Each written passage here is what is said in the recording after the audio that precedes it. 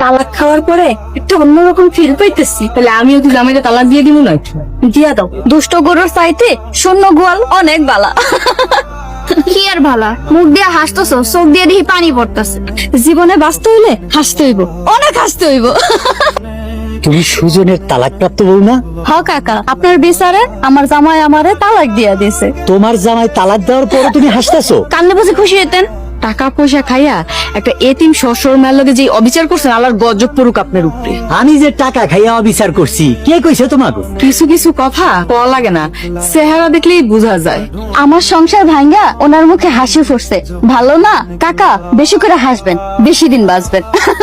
এইসব খারাপ লোকের কারণে আমগো সমাজের এই অবস্থা। এখনো সময় আছে, তবা করে ভালো হন, তো গজব আইলে আর পার পাইবেন না। আয় সরলা। কিছুই বুঝতেছি না, কেমনে যে মানুষ বুঝা যায়? কত মানুষ কত জায়গায় আকাম করে, তা করে কেউ দেখে না। সব আমার দোষ। সেলিনা কই? সরলারে নিয়ে কই কই জানি ঘুরতাছে। আমি কিন্তু কয়ে দিলাম, এই সরলার লাইগা আমি সেলিনারে কিন্তু তালাক দিমু। দিয়া দাও ভাইজান। ওরা কই গেছে জানোস কিছু? বাসা খুঁজতে গেছে।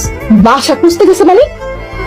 সরলার লাইগা ভাড়া বাসা খুঁজতে গেছে। শফিক, বড়ে কিছু করবে? আসুক আজকা। ভাবি আর মিতু মিলা সরলার এই গ্রামে রাখতে চাইতেছে।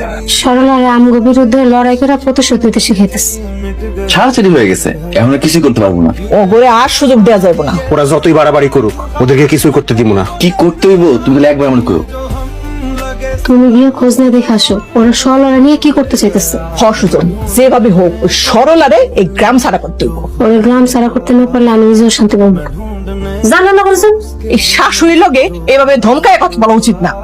কোনটা উচিত কোনটা উচিত না, এটা কি আপনার থেকে শিখতে হইব? যাইতাছি। কাকা আসসালামু আলাইকুম। ওয়ালাইকুম আসসালাম। তোমরা আমার বাড়িতে? কাকা আপনি তো জানেন সুজন তার বউরে ছাইরা দিচ্ছে। শুনে খুব খারাপ লাগছে মারে, তোমার জন্য কিছুই করতে পারলাম না। আরে বাদ দেন না কাকা, সবই আমার কপাল। তোমাকে লোকে কি করতে পারি? ভাবির কোথাও যাওয়ার জায়গা না। কাকা আপনি যদি সরলার একটু থাকার ব্যবস্থা কইরা দিতেন। আমরা কিছু টাকা ভাড়া বাবদ দিলাম। আরে ভাড়া দিতে হইব না, হ্যাঁ আমি তো একা মানুষ, ওই এক রুমে থাকি, ওই কোন রুমটা খালি পড়ে থাকে। বাপ বেটি দুজনে একসাথে থাকুন। আপনি অনেক বড় উপকার করলেন। ঘরটা তো ময়লা হয়ে রয়েছে, আমি পরিষ্কার করলে। আমি পরিষ্কার করে নেই মনে হয়। আপনার যে একটা খালি দোকান পড়ে আছে, দোকানটা কি ভাড়া দিবেন? বুঝতেই পারতেছেন ভাবির তো কিছু একটা করে খাইতে হবে। দোকান তো পড়েই রয়েছে, চালাতে পারলে চালাও। আলহামদুলিল্লাহ, তোর কপাল তো দেখি খুই লাগেছে। ভাবি তুমি ঘরটা পরিষ্কার করো, আমরা দোকানটা চালু করার ব্যবস্থা করি। আমার তো কেউ নাই, তুই আমার মাইয়া। জি কাকা, এখন থেকে বাপ মাইয়া মিল্লা এক লগে থাকবো। এত কষ্টের পরেও